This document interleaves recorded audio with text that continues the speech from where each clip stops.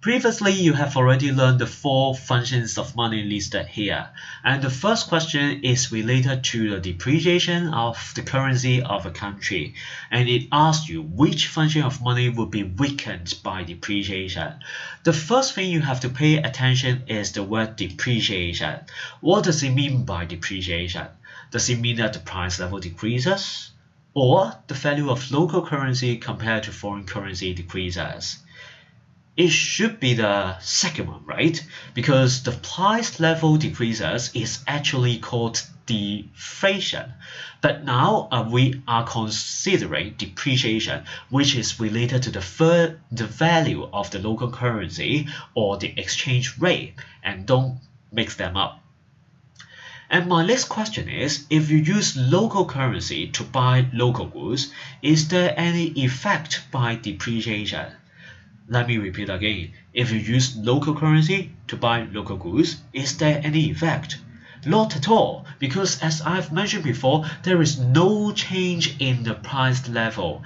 And that's why if you are going to buy local goods, there shouldn't be any effect. Then what is the effect? The effect is that if you need to use local currency to exchange for foreign currency before you can purchase some foreign goods and services, then there is an effect.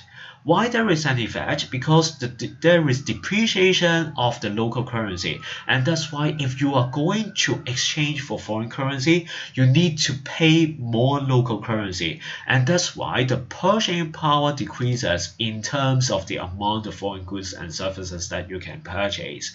And when the statement here is related to purchasing power, then of course the function store of value will be weakened.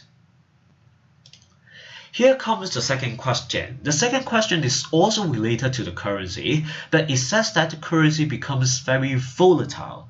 Please pay attention to the word volatile.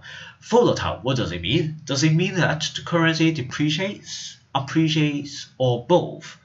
Actually, as I have mentioned before, the word volatile means fluctuate.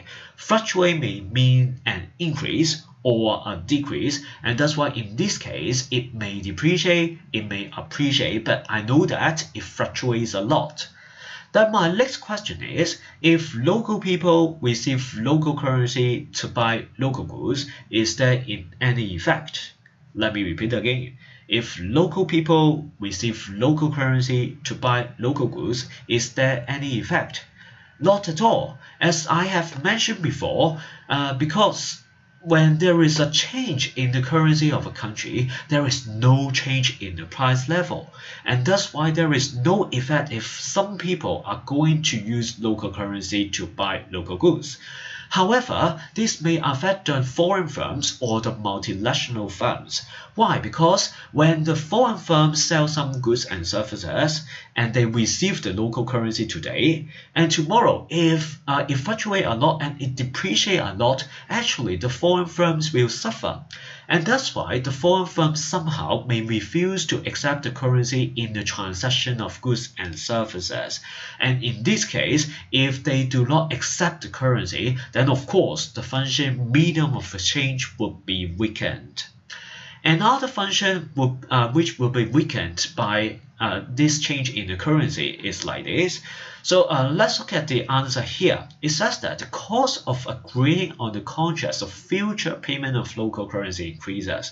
Why they have to spend more time before they can set contracts of future payment? Because the currency is very volatile. Okay, it depreciates a lot and appreciates a lot.